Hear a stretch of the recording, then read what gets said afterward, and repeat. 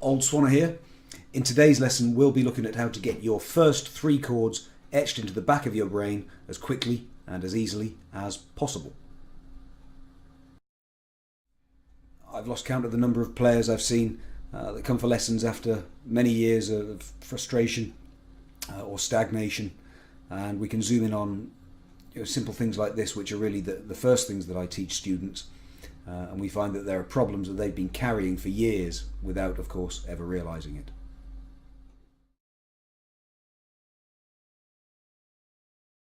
So the ideas we'll see today can be applied to any other chord changes you ever learn, really however complex. The principles we'll see here will apply to those as well.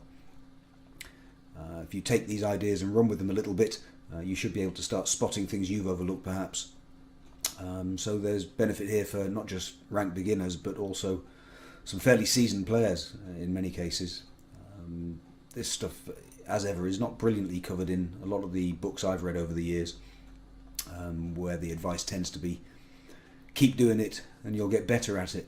Some people do, some don't, and I'd say probably more don't than do.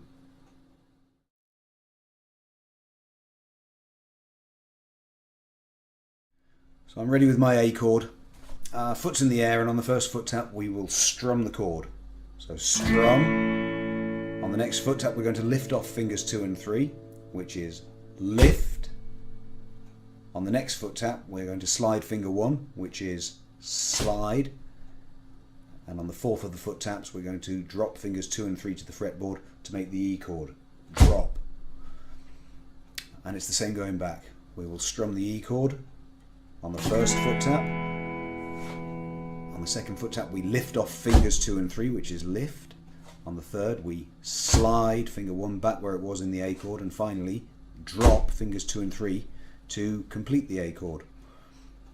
So putting it all together with just the foot tap guiding, I now got strum, lift, slide, drop, there's my E chord, and now strum the E, lift, slide, drop fingers 2 and 3 to make the A. Strum, lift, slide, drop, strum, lift, slide, drop, strum, lift, slide, drop, strum, lift, slide, drop.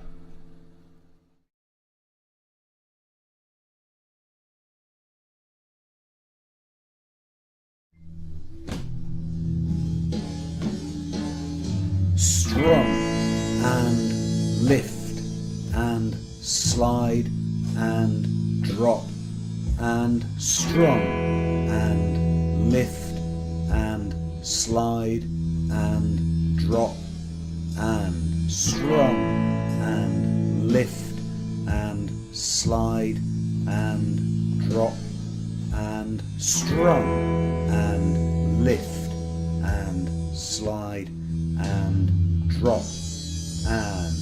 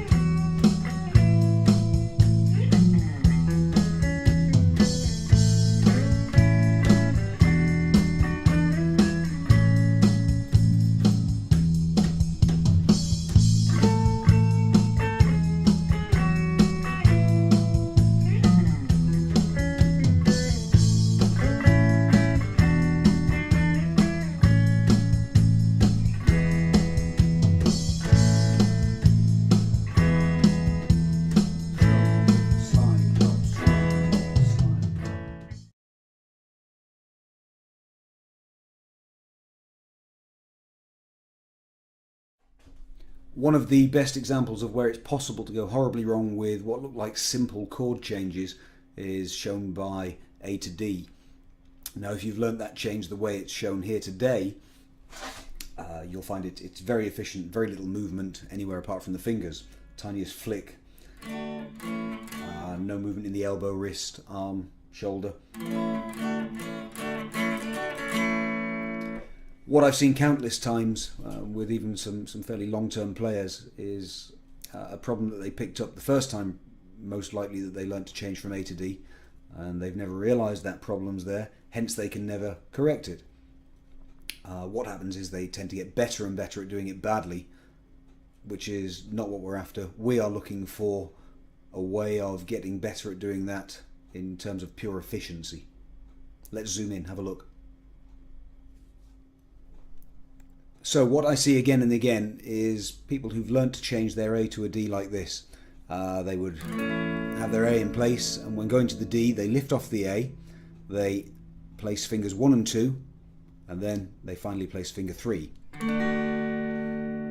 Now the problem is that finger 3 was here to start with, and it's only going to go there. That's the movement we need. But what they're doing, if you spot the third finger movement here, they lift off the A, sorting fingers 1 and 2 out brings finger 3 all the way over here. It's miles off the fretboard, so they now have to bring it back in line with the string and finally put it down. So really what's happening with finger 3, first it lifts off the string, then it's pulled across here, then it has to come back to the string and finally go down. Now that's 4 movements where 1 does the job. So with the way shown today, we're programming in using this as the anchor movement, the third finger sliding from here to here. As an extra pointer on this one, what's really going to happen, if that's my A, I lift off the 2, when I slide the 3, finger 1's likely to follow up a little bit. The movement we're really looking for, after lifting off finger 2, imagine you come across with this hand and just pull finger 3 up the string until it jumps the fret. Finger 1 follows slightly and ideally ends up right behind the fret here. Then it's just the issue of working out how to get finger 2 to drop nicely onto the top string at fret 2. But that's a good example of the sort of thing you can find in many long-term players' makeup, and it's definitely a barrier to improvement. But like anyone, once they spot it, it's very easy to do something about that.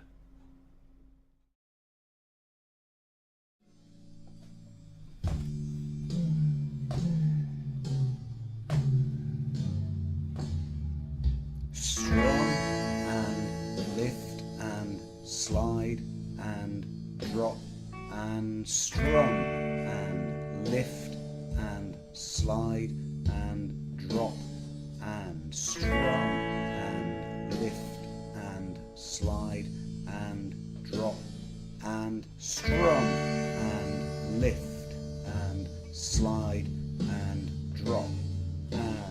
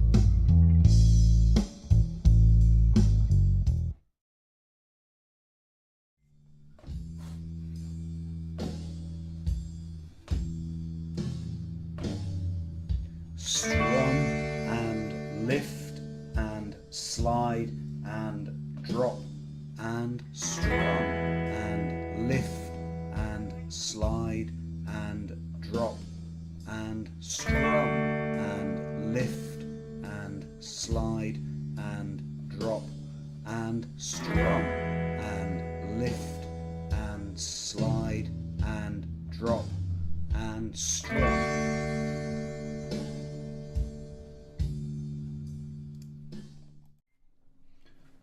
Burning in these changes the way I've shown you today will let you bring them up to speed a whole lot quicker than I ever did, and a whole lot quicker than most ever manage. Certain things stood in my way. I remember trying early on 3 Steps to Heaven using the way the books told me to finger an A chord, which requires an instant change from an A to an E. Now, using this fingering for the A to the E, you can see how much movement there is. All the 3 fingers move quite a big distance. It's tough to get your fingers in there anyway, but look at the elbow, how much it has to move compared with so 3 Steps to Heaven with this fingering for the A, and the more efficient change programmed in comes out pretty easily.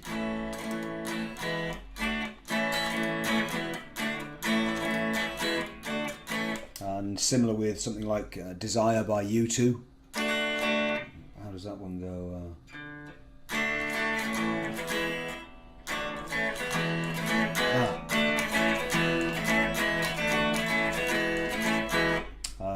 Something similar, we've done a version, different key to the original, Jake Bugg's Lightning Bug, which is...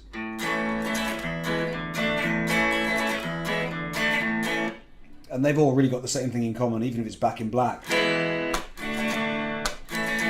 It's just so much easier with this different fingering.